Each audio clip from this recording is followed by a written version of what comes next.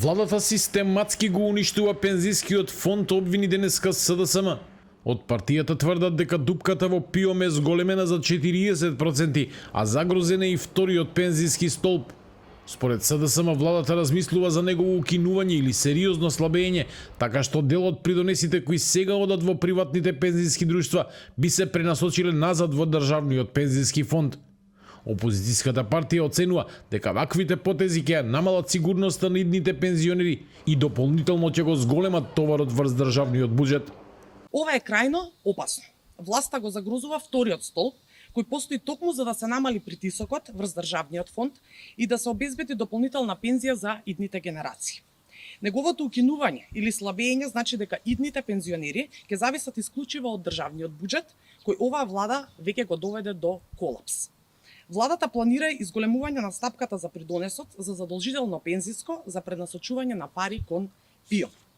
Значи фондот за пензиско и државниот буџет немаат доволно пари и не можат да исплаќаат пензии соодветно. Реакцијата доаѓа по ставот на гувернерот Трајко Славевски, кој посочувајќи на негово интервју за Трилинкот пред 2 години, тврди дека околу 80% од осигураниците што ќе се пензионираат меѓу 2030 и 2032 година нема да можат да обезбедат минимална пензија преку сегашниот модел. Според него, овие осигуреници релативно кратко штеделе во вториот столб, а делот придонесот и модел таму наместо во ПИОМ, па на крајот ќе имаат и пониска пензија од првиот столб и недоволно акумулирани пари во вториот за да ја надоместат разликата. Затоа, вели гувернерот, државата ќе мора да интервенира, а како една од опциите се разгледува поголемо насочување на придонесите кон првиот пензиски столб. Тој потсети дека ова еднаш веќе се случило.